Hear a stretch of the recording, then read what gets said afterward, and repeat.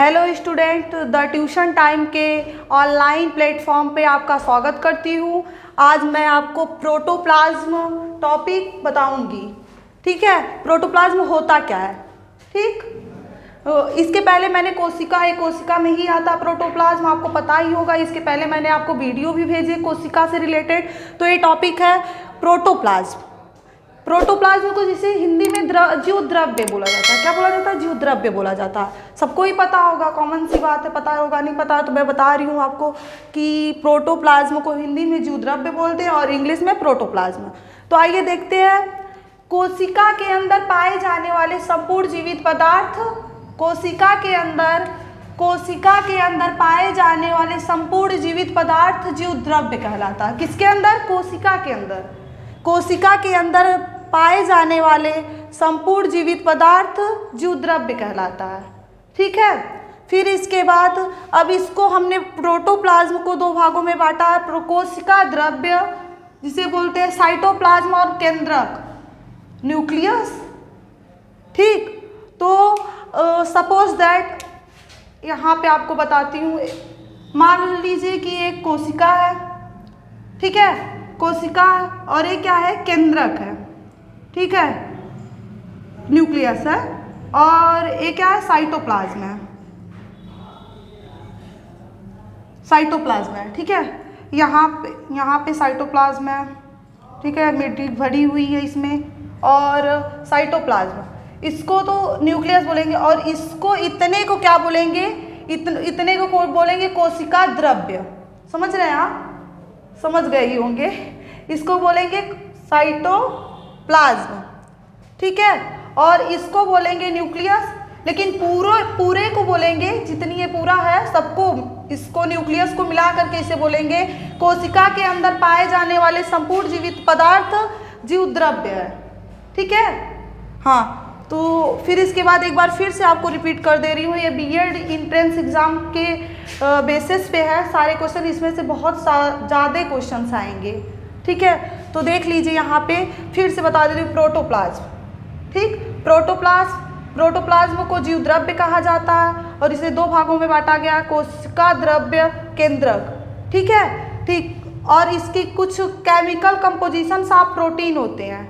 ठीक है, chemical composition of protein और फिजिकल प्रॉपर्टीज।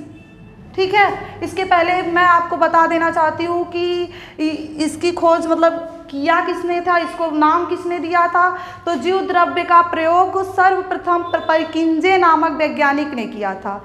इसके पहले भी मैंने आपको बता दिया था कोशिका पढ़ाते समय ही। किसने किया था? परकिंजे नामक वैज्ञानिक ने किया था। और हक्सले ने जीव द्रव्य जीवन का भौतिक आधार बताया। और इसके बारे में फिर से देख लीजिए। जीव द्रव्य का प्रयोग सर्वप्रथम परकिंजे नामक वैज्ञानिक ने किया था। और वैज्ञानिक हक्सले ने जीव द्रव्य जीवन का भौतिक आधार बताया। ठीक है, इसमें मतलब कि कंफ्यूजन थोड़ा सा हो सकता है, लेकिन आप लोग एक क्लियर फिर से कर दे रही हूँ। जीव द्रव्य का प्रयोग सर्वप्रथम परकिंजे नामक वैज्ञानिक ने किया था। ठीक है, जीव द्रव्य शब्द का प्रयोग फिर से देख लीजिए। जीव द्रव्य शब्द का प्रयोग परकिंजे नामक वैज्ञानिक ने किया था। और हक्सले ने जीव द्रव्य जीवन का भौतिक आधार बताया था। उसके बारे में क्या बताया था? हक्सले ने उसके जीव द्रव्य का भौतिक आधार बताया था। ठीक, और फिर आगे तो केमिकल कंपोजिशन ऑफ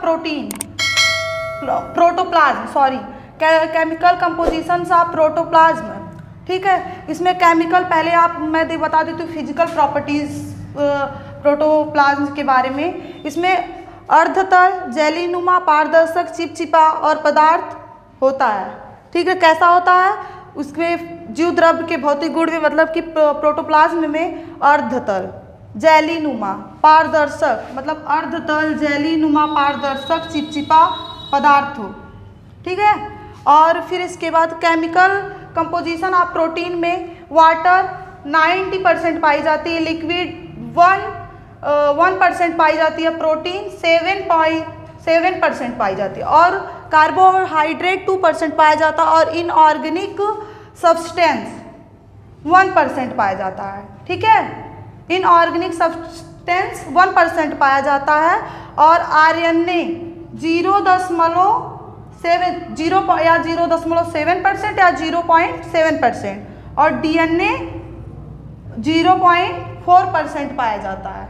ठीक है, अब आरएनए का मतलब कि सोच रहे होंगे कि आरएनए का मतलब, तो राइबोस न्यूक्लिक एसिड बोलते हैं इसको, और हिंदी में राइबोस न्यूक्लिक अम्ल बोल दो, और इसे डीऑक्सी राइबोन्यूक्लिक अम्ल बोलते हैं। और इसमें से जो ये चैप्टर है, जो प्रोटोप्लाज्म टॉपिक हमारी है, इससे रिलेटेड इसमें देखिएगा तो बहुत ज़्यादा ऑब्जेक्टिव क्वेश्चंस आएंगे, पूछ सकता है।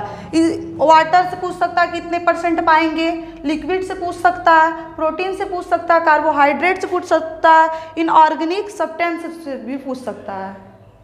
ठीक है, तो एक बार फिर से रिपीट कर दे रही हूँ क्योंकि हो सकता है कंफ्यूज हो। तो पहले मेरी टॉपिक थी प्रोटोप्लाज्म।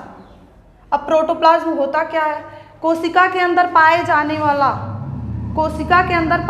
वाला संपूर्ण जीवित पदार्थ, कोशिका के अंदर पाए जाने वाला संपूर्ण जीवित पदार्थ जीव द्रव्य कहलाता है। सिंपल सा है, कोशिका के अंदर पाए जाने वाला संपूर्ण जीवित पदार्थ जीव द्रव्य कहलाता है।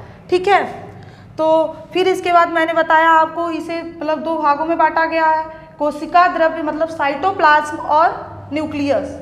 ठीक, साइटोप्लाज्म और न्यूक्लियस। तो इसे फिर इसके हम फिजिकल, आपने बताया सपोज दैट कि क्या है, मान लीजिए कोशिका है। ठीक है, इसमें केंद्रक है न्यूक्लियस, और यहाँ पे साइटोप्लाज्म है। ठीक है, ये सब साइटोप्लाज्म है, इसमें मैट्रिक्स भरी हुई है। ठीक है, तो इतने को सिर्फ कोशिका द्रव्य कहेंगे, इतने को। और इसको क्या बोलेंगे? न्यूक्लियस बोलेंगे। सिर्फ इसको क्या बोलेंगे? कोशिका द्रव्य बोलेंगे, और इसको बोलेंगे न्यूक्लियस। ठीक है, और दोनों को मिला करके जब बोलेंगे तो बोलेंगे कोशिका के अंदर पाए जाने वाले संपूर्ण जीवित पदार्थ जीव द्रव्य है, सबको मिला करके।